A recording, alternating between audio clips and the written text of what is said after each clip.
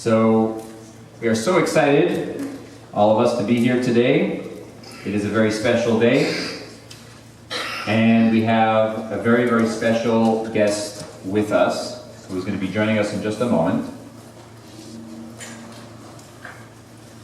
In Jewish tradition, we have different levels that people can achieve in their lifetime. And so we can work up, you guys, boys and girls in Hebrew school, you know that in the Aleph Champ program, you can work up your ranks. You can be a white Aleph until you go all the way up to being a black Aleph, right? Well, that's just with regards to knowing how to read Hebrew. But then there is about what kind of a person you are. And each one of us tries to work hard to be a better person, to be a mensch, to be a good person. And the highest rank in Judaism is to be a tzaddik, right? To be someone who is righteous. Well, sometimes things happen to people, and because of what they experienced in their lifetime, and because of what they've been through, they are automatically a tzaddik. They immediately reach to the highest level simply because of what they have been through. And so, boys and girls, if you ever meet someone who is a survivor, someone who went through something like the Holocaust, and you meet them, you should stand up for them and give them tremendous respect because of what they have been through. And they are very holy people. And so, without any further ado, we're all very, very excited to meet our very special guest. So I'd like everyone to please stand up, to please rise, out of respect for Gary Lenzner, to please come on in. Come on in, Gary.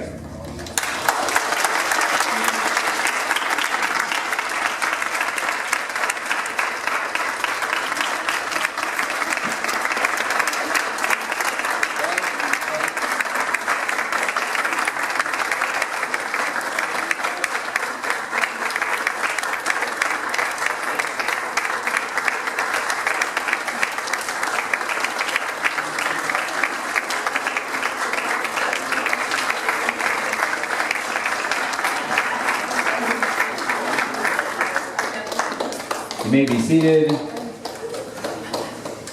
This is very, very special for us here in our... Gary, you can take a seat for a moment. This is very, very special for us in our Hebrew school to be hosting you here today. And the children were very, very excited when they came in this morning to Hebrew school. They were so excited. And we also want to welcome all of the community members who have joined our Hebrew school today to participate in this very, very special event.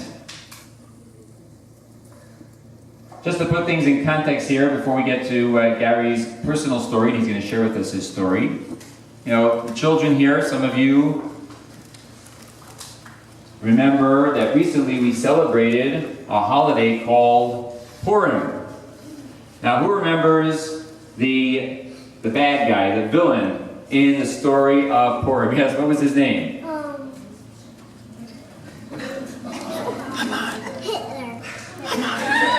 Yeah, very good, very good. Haman, that's right.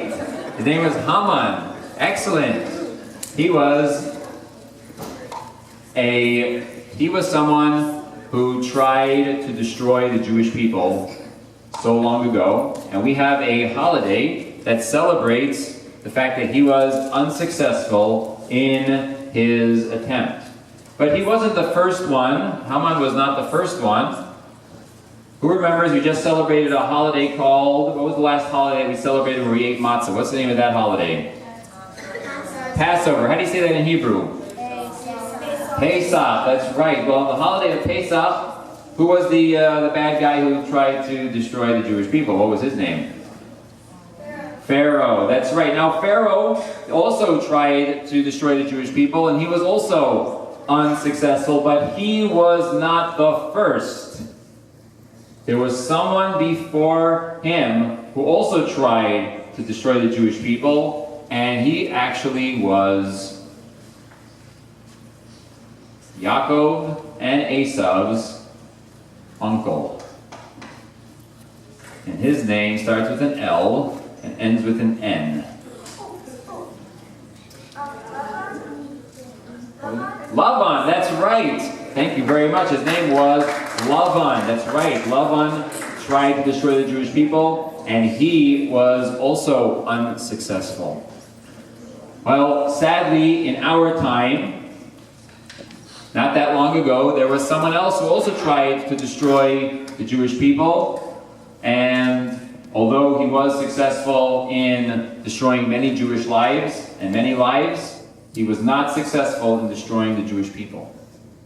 And we are here today to, number one, to honor those people who passed away. And we also are here to honor those who survived and went on to make a life for themselves and to go on to have family and to have children. And so we are here to absolutely honor Gary, who is himself a survivor, himself someone who came to this country and made a life for himself, had a beautiful family, children, grandchildren, and great-grandchildren. But most importantly, what we are here today is really to reaffirm our commitment, just as Gary, his goal in life is to prove the Hamans of the world wrong. He is here to show that they are not the winners, we are the winners. And that's why Gary did something very, very special for his 85th birthday. He decided he was going to go jumping out of an airplane, go skydiving, and he did that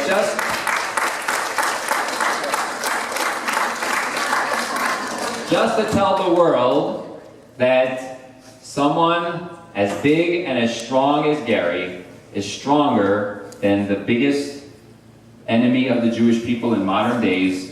We are stronger, we are bigger, we are better, and ultimately, we, just as we survived and just as we thrived throughout history, we will continue to do that, and each one of us is going to do our part in making this world a better place and in making sure that the Jewish people continue in a very, very strong way. And so without any further ado, we're going to ask Gary to please come. Is it working? Yeah. Can you all hear me? Yes. Well, I'm very honored, and I personally don't think I deserve all this honor. I did only one thing that everybody else would do, except I seem to have had quite a bit more resolve and also assistance to some degree to survive this Holocaust. And So Gary, I'm going to ask you a couple of questions, and we'll get you started along your journey in telling us, first of all, where were you born and where are you from? I was born in Berlin, Germany, and my mother and her parents were Jewish and German citizens, and my grandparents were fairly religious enough that they had Friday services and kept kosher and so on, so I was brought up that way. And I had bar mitzvah. And the only thing that started early in my life, before I even knew what life is about, when I was 2 years old, my father, may he rest in peace, I once called him something else, left us, just walked out of our life. And it was during the, part of the worst depression area in the world. And thank God my grandparents had a little cigar and cigarette store, and they were surviving. And so my mother actually and my father, who had walked out, had lived with them, just as today many youngsters live with their parents. And I was the first child, and he walked out when I was 2 years old. And I didn't much know about it. I didn't know my father, and the only thing that I could say about my father, that I heard rumors after my survival from people that had known him that after he left, that he went to France and somehow remarried and somehow escaped the Nazis, the Germans, as they occupied France from the free French place and went to Italy, and from Italy apparently wound up in Argentina, Buenos Aires, Argentina. So after the war, I was already married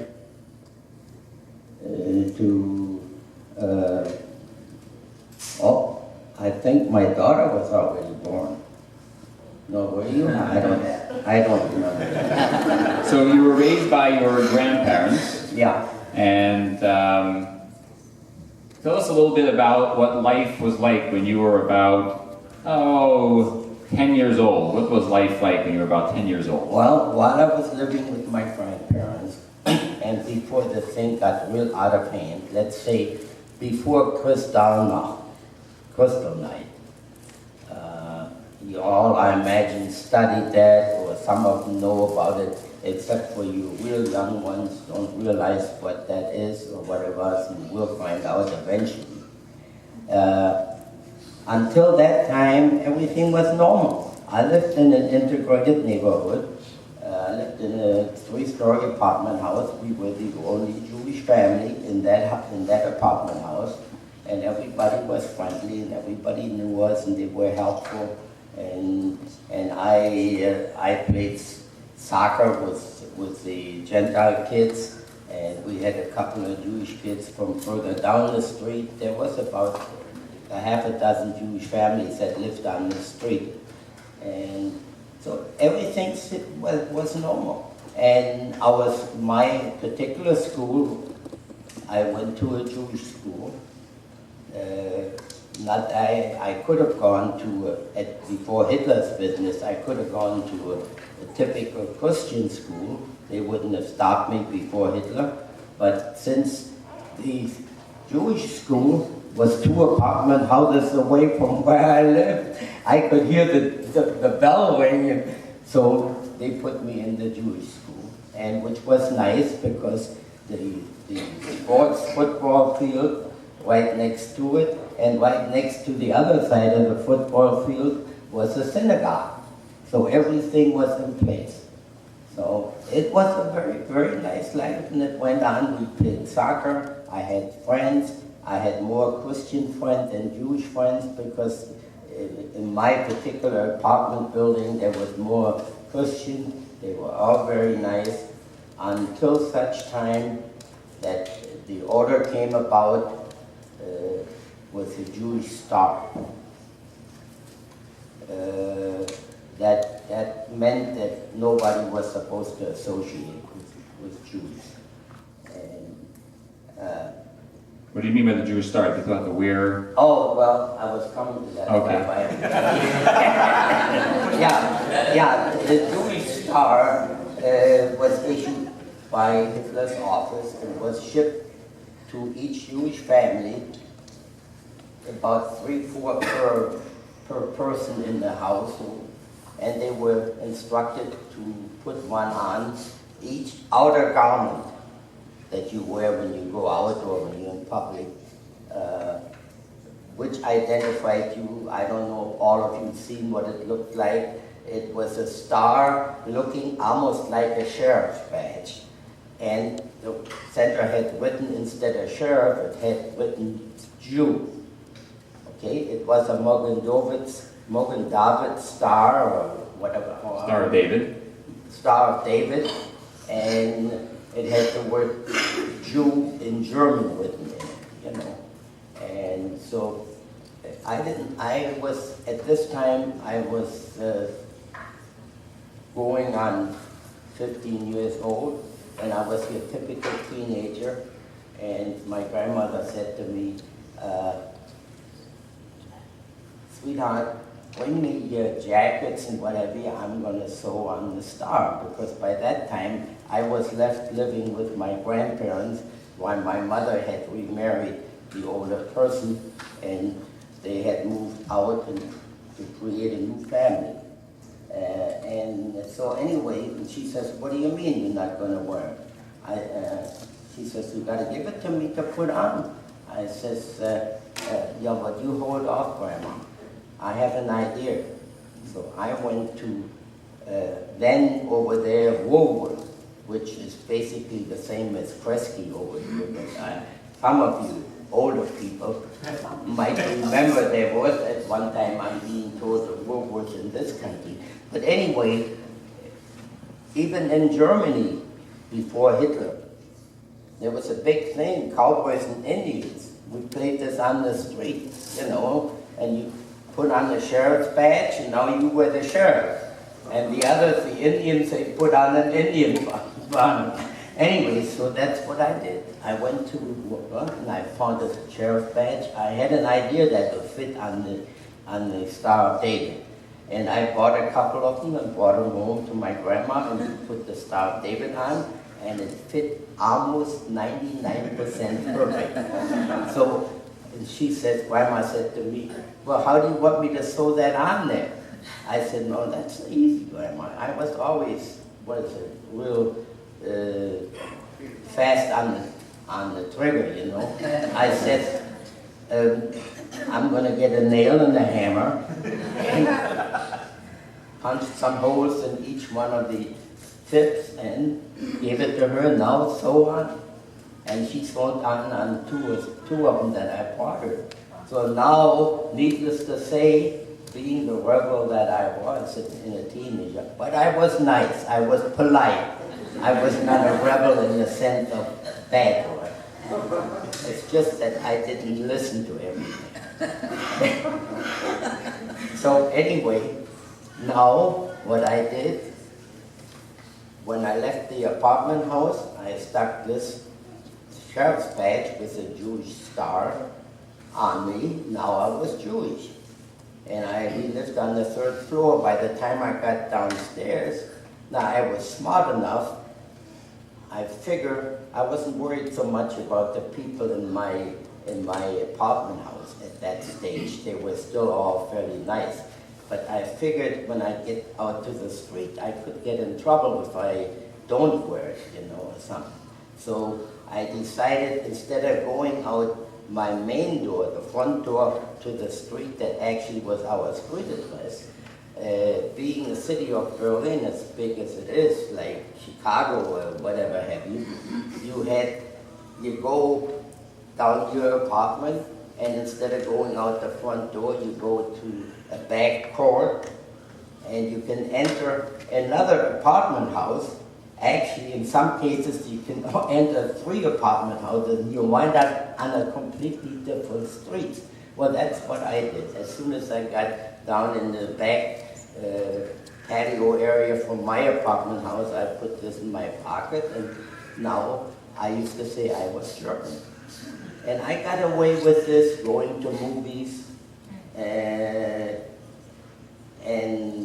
to the movies, of course, and every other affairs. The only thing, anything, I tried to stay away where they said Jews forbidden. All of the movies said that. Of course, I didn't go in as a Jew. I went in as a German. Well, and I did that for the longest time until the day, a couple of days before the notice came in that we were supposed to be picked up at such and such a time, and my name was on it with my grandmother and my grandfather, and to be ready with one suitcase and so on, and leave everything in the place as it is. So that's when I decided, to not go. And that day, of course, I didn't worry about the Jewish star, and I left it behind me. And my grandfather was sickly already, he's been bedridden, and she gave me all cash money they had in the house during those days in Europe. Whatever cash they had, and sometimes it went into the hundreds or even thousands of whatever currency, they hid it all under the mattress. So they knew they were gonna be picked up, and they knew that by that time, everybody knew it wasn't just a resettlement into a different area, it was into a concentration camp. And from our area, it meant going to Auschwitz. So anyway, I left the night before, and I didn't take anything with me except my heavier jackets or so on. And that night, well, where did I go that night? That night I didn't know exactly where to go. So I get myself locked in to one of the apartment houses. No, it was the Department store? Yeah. Apartment store? Apartment house. Apartment house. Always, yeah. And I slept on the stairway, and somebody was going to call the police because they thought I was a vagrant or a teenager that is running away or stuff like that. And I left and I walked the streets.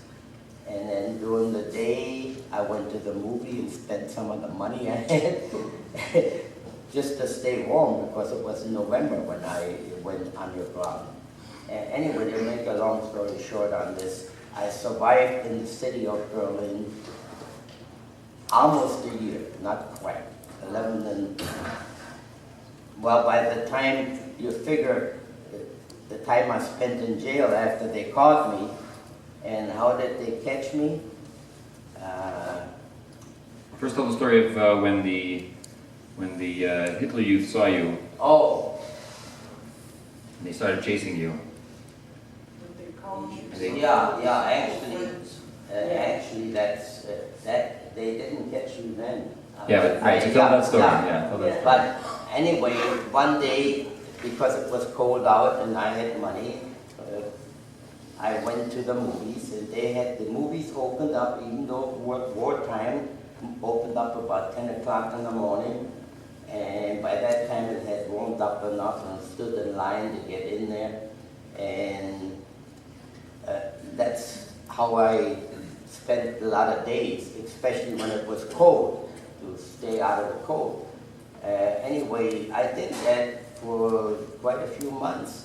And one time, I made the mistake of getting too close to my old neighborhood.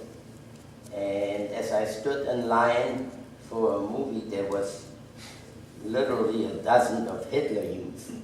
You know, they had the uniforms like we have the uniform of the Boy Scouts or Girl Scouts. They carried the Hitler Youths, the typical Hitler uniform, you know, with a swastika band and everything. And one of them recognized me, or at least he thought he did. He actually did. And he pointed at me and he hollered, "There's a Jew boy, there's a Jew boy, let's get him." And they started coming for me, and I started running. Got out in the street, while we were standing partially in the street in the line, and I ran as fast as I could, and they didn't catch up to me. I could still run pretty good, but the mistake was I had to get away, and I turned the corner, and as soon as I turned the corner, I ran right into the arm of a patrolman, a German policeman, you know, a local policeman patrolling the streets. And he took me by the collar. He didn't even take my hands. He just helped me by the collar and led me to the car that he had, and he drove me to what was a local police station. You know, the city of Berlin was just like Detroit here, you know. They had a lot of crime, so how did they get combated? They rented a local apartment house in some district and rented an apartment and staffed it with 2 policemen, a sergeant and a patrolman, and he took me into that police station, which was in Europe. You have a area, not first and second and third, you have the first, and then you have the one that's called 1.5 in between. And that was located, the apartment was located about 1.5 stories high. And they had 2 rooms, and he set me by an open window. I didn't have no handcuffs. He set me down, and he says, "Don't move. I gotta talk to my sergeant what to do with you." Because you know I was Jewish, because I didn't tell him.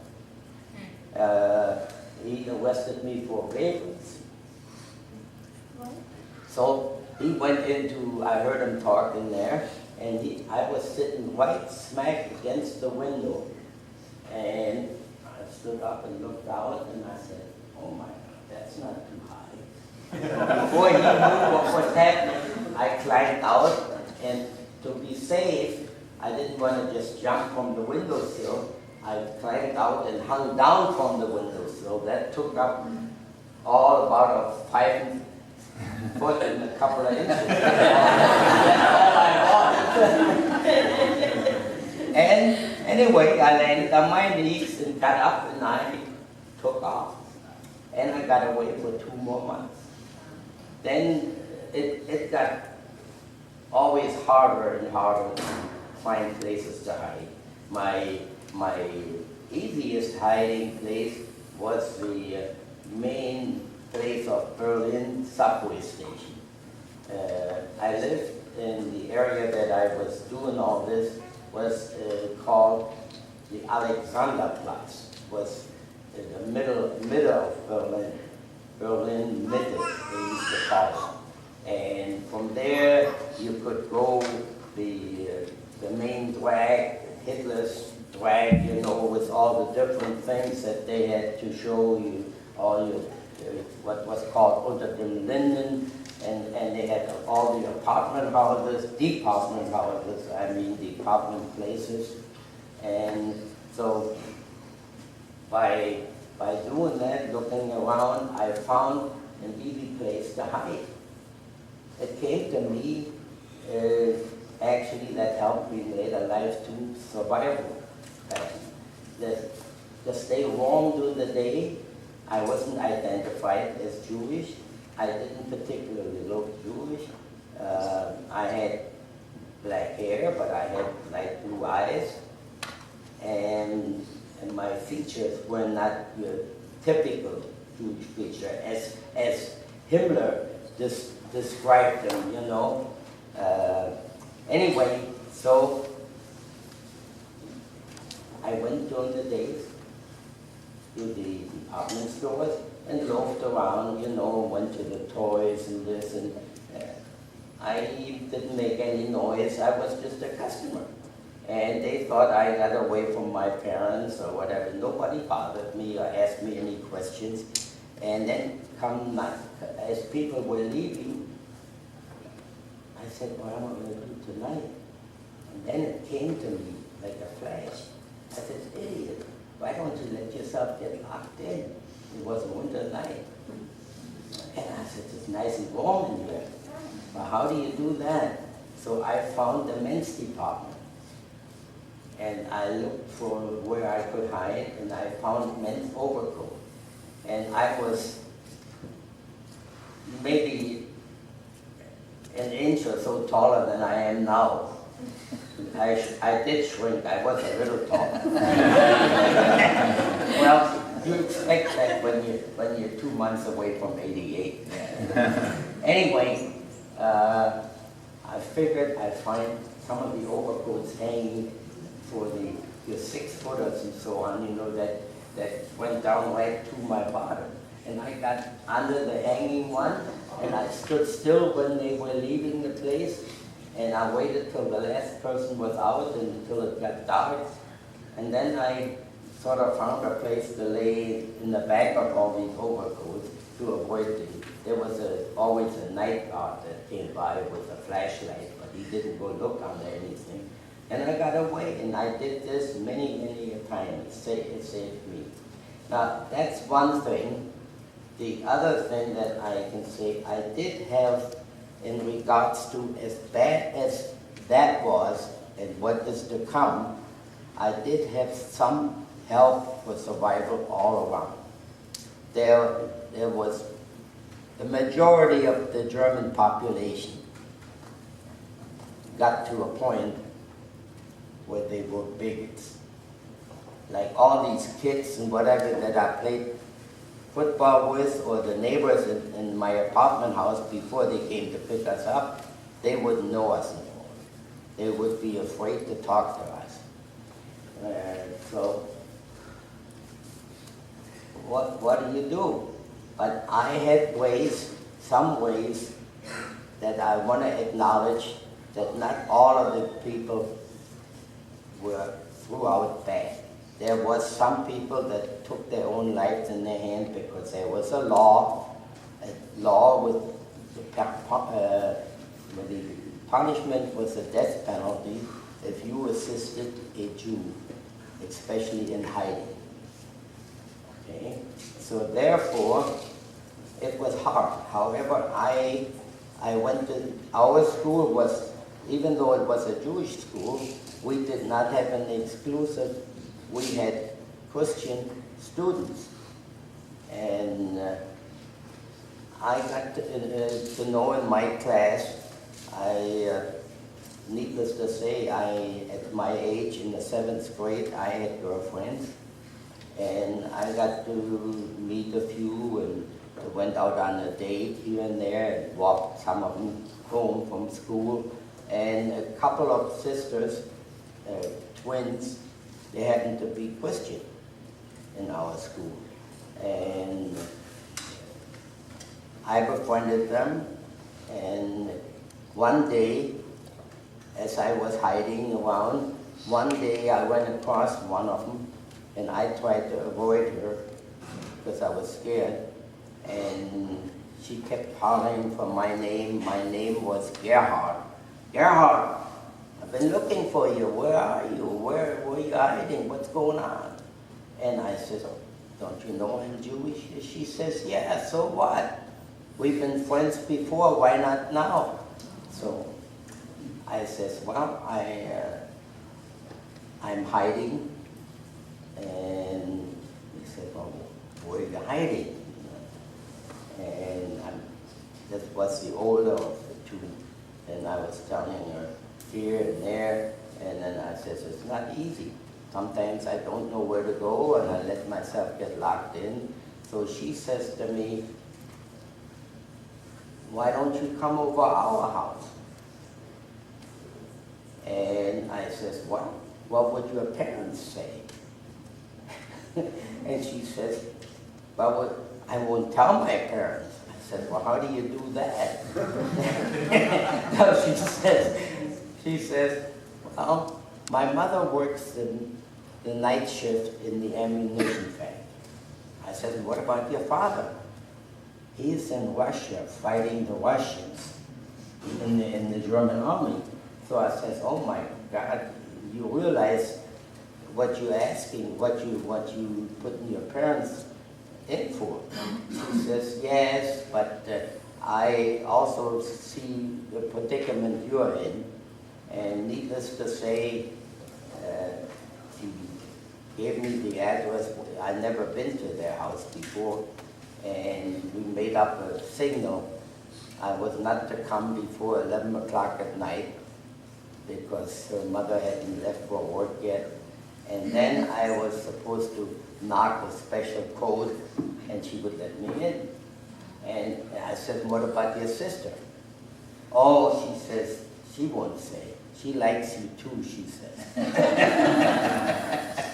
So anyway, this is what we did. And so I would say a good 12 nights during that year period that I wound up, which was like I was sleeping in a bed, except we had to set the alarm clock. I had to leave before 5 o'clock, before her mother came home from work. So, and that worked out all right. And when I tell this story in the high school, which I had, the boys always keep asking questions. And is that all you did, slept? And I usually answer them, that's for me to know. But anyway, that was very, very nice. And at least I got food in a warm bed. And that's one way. Then I had also, and by the way, who I could go to. But tell you the truth, she was scared. She lived in a different neighborhood, several miles away from where my grandparents lived. And the reason I could go to her, she was sheltered. She was safe from whatever went on at this stage, because she was married to a Protestant. And my 3 siblings, they were not touched by Hitler because he was German and not Jewish. Besides that, my mother was also a German citizen, but she was Jewish. And as I said, I don't know how he got away without, he got married in the synagogue, but then he had to go to the German office, and over there, at that stage, you had to go to the police department and register and get your marriage license and everything. And you had to give, even today, you have to give religion over there. So how he got away lying or did something, I don't know. He got away, and at this stage, my mother was there. And she lived in a house where people knew, just like in the apartment housing, that she was Jewish. But they let it go by until she was safe, until about 8 months or 9 months before the war ended. And that was about the time that the Russians were already about 60 miles in front of Berlin, and they were already bombing Berlin and that and that. And at that stage, somebody had given her away. And she got picked up, and the Germans couldn't send her to the concentration camp anymore because the railroad wasn't running no more. And so they confiscated the Jewish old folks home that was there, empty or whatever, and they turned it into a holding camp. You know, they had guards around it, and it was guarded. And then they had about, my mother told me there was about as many as 500 people that were being picked up on the street, you know, from hiding, just like I got picked up, except I got picked up before there was still almost 3 years to go in the war. And so they kept her there, and they had their own people cooking and running, except they were under guard. And how did she survive? She stayed there long enough that towards the end of the war, about way I was told afterwards from my siblings that survived, that they were without a mother for almost 8 months. My brother was the youngest. He was about 11 years old, and he was repairing the roof of the apartment where a bomb, part of a bomb had taken the roof off, and it was raining in, so he went and got pulled in and covered up the apartment. Anyway, my mother survived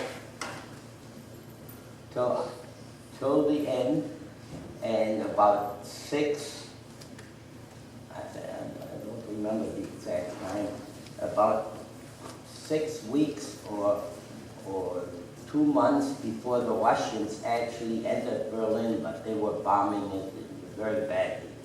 And so one day, the man in charge, an SS captain or major, that said, I called them all together and he says, I have some good news and some bad news. That's the very words that he used. Which one do you want to hear first? And everybody says, well, give us the bad news first. He says, all right.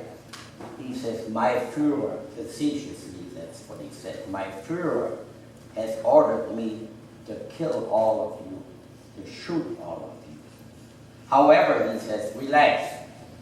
I may be a lot of things, but I am not a mass murderer. I'm still, SS or not, I'm still a German soldier. And he says, I don't murder people deliberately.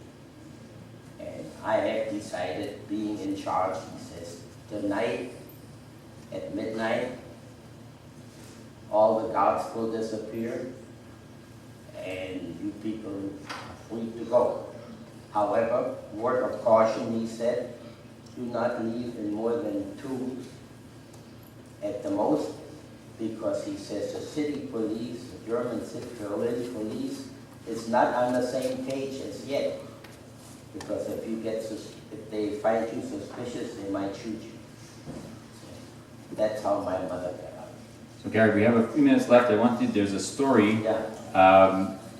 Gary was then picked up, went to Auschwitz, which was a terrible, terrible place to be, and very dangerous place to be. And he managed to survive by going to a camp site, a work site, off about 6 miles away from Auschwitz. And while he was there, he was working for, and Gary's going to tell us exactly what he was building there for the Germans, and something surprising that happened while he was working there, and what he discovered. Well, when I got there, I was fortunate enough as they unloaded the cattle cars, as you guys had seen Schindler's List. It was exactly the way it was. And I was in the right line. Right side, that meant that turned out to be the ones that was able to go to work camp. And the left was destined to go to the crematorium. And anyway, as I come to the new campsite, was about, I would say, between 6 and 8 miles away from the bad Auschwitz, where our camp was. And well, the barracks where there was about 100 of us to a barrack, and we had bedding like bunk beds, but not 2, but 3 high. And of course, for a mattress, we had straw. And then some of us were lucky, we had some tattered army blankets or something like that.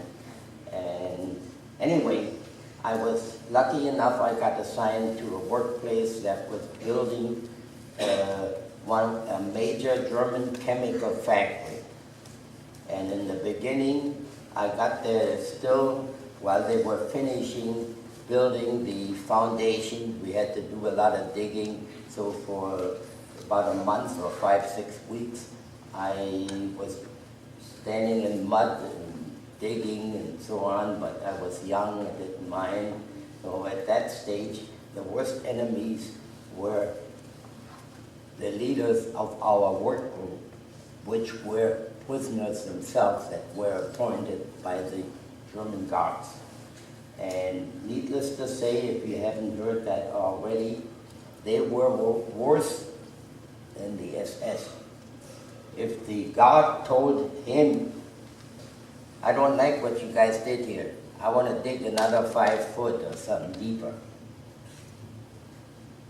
The man in charge, even though most of them, not all of them, most of them were Jewish, they made us dig twice as much as what he asked, because he wanted to endear his own statue to the SS.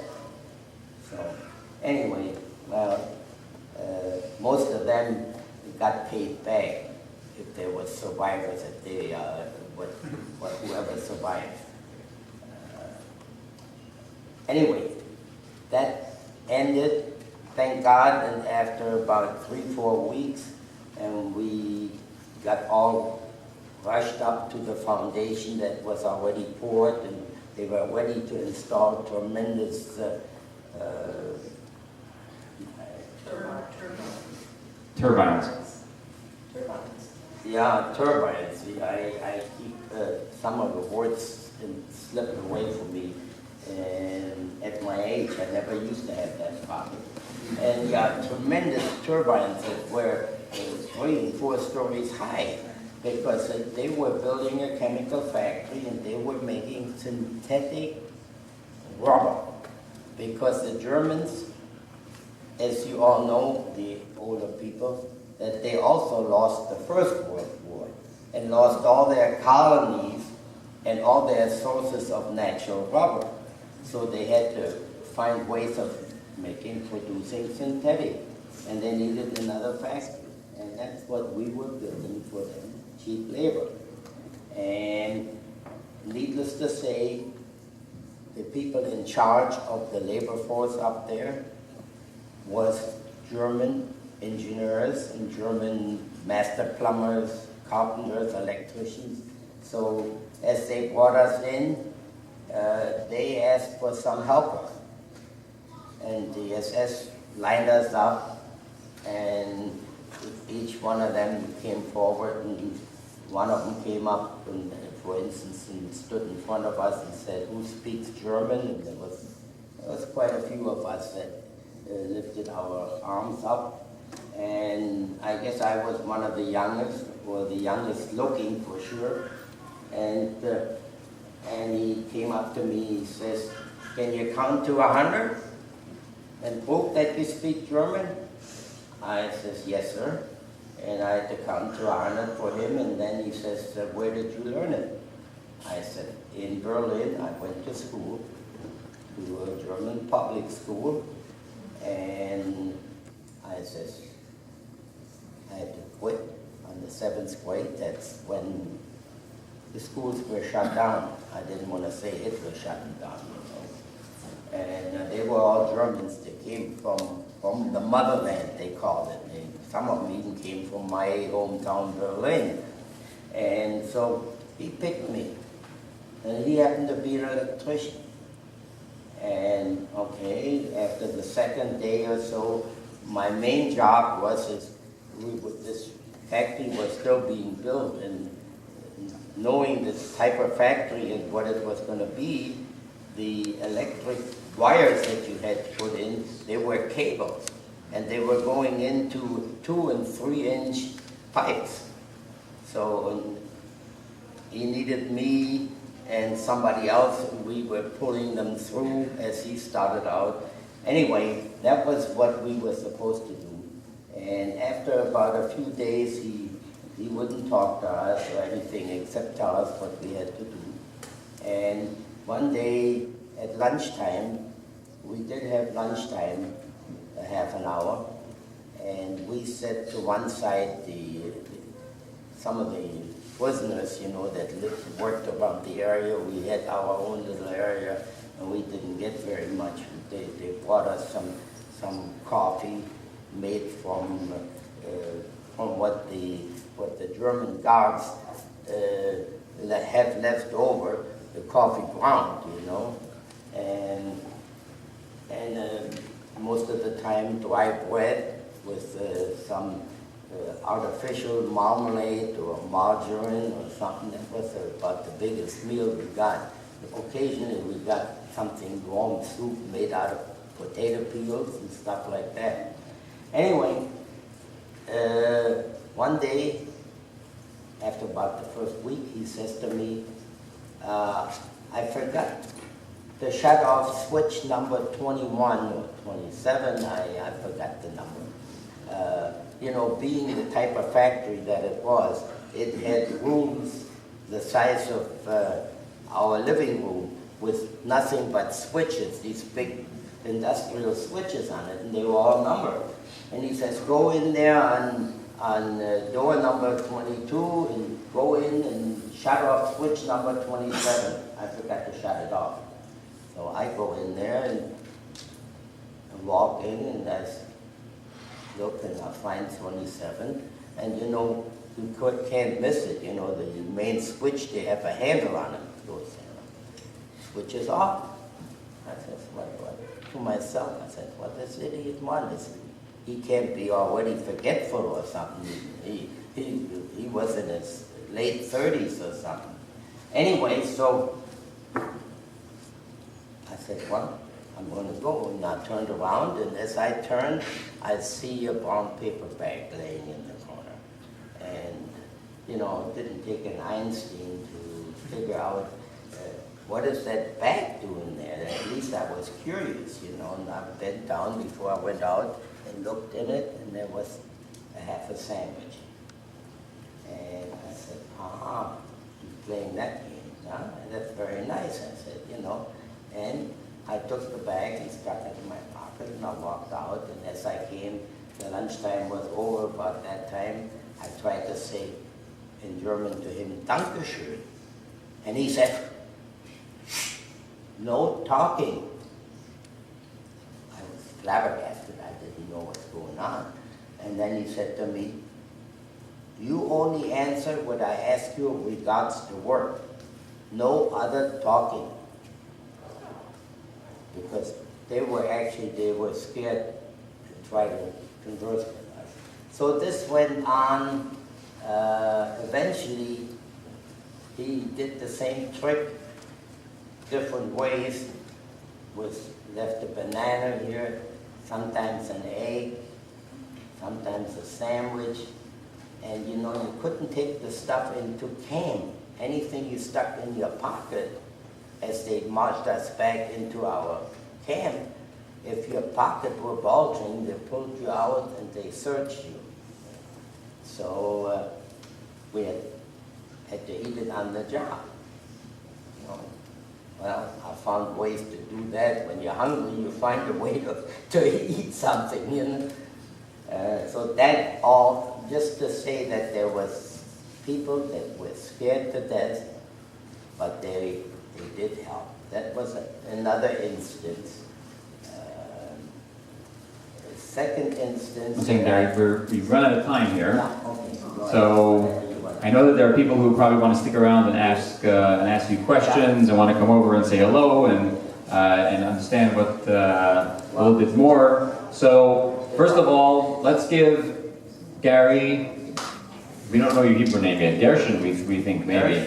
Gershon, who, you know, today we made sure to share with you all of the nice things that happened to him.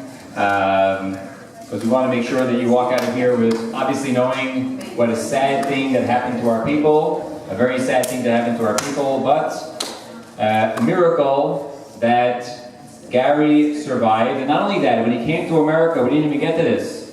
When he came to America, you would think that someone who went through what he went through would be bitter, would be angry. He was angry, but instead he said, I'm going to show them, I'm going to prove them wrong. I'm going to make myself into someone. He got himself a job, even though he didn't really speak English that very well. And after his job didn't work out, he ended up enrolling in the United States Army. And the United States, because he spoke German, they sent him back to Germany that he should be working for the Americans against the Germans in Germany. When he came back,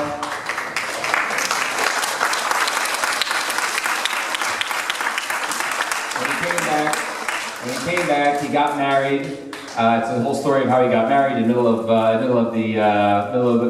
his service. He got married, had to go back into the service because he was given another year, and came out of that, started working, eventually started his own business. I mean, this man did not stop, and he continued and did all of his work, and continued to raise a beautiful family. He has 2 children, 8 grandchildren, and how many great-grandchildren? 7 great-grandchildren. And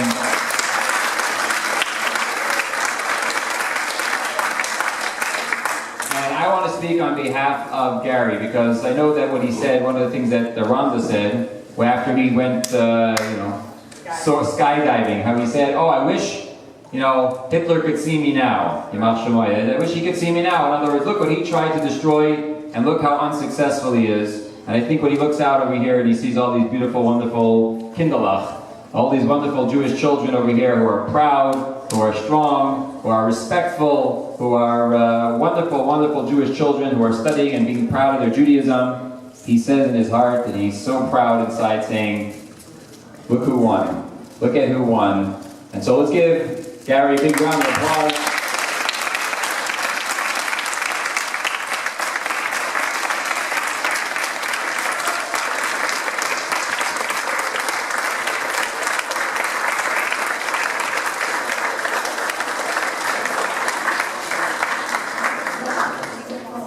And if you want, you can watch that video that we posted online to see the. Actually, you heard more of the story here today, and there's even more to the story. So, anybody wants to stick around? I'm going to have Gary take a seat so he can rest up a little bit. He's been standing for so long. And if anybody wants to come over and say hello, ask your questions. Thank you all very, very much for coming here today. I hope you are all inspired to be proud, strong, and very active Jewish people. Make this world a better place. Let's bring Mashiach and change this world finally for good.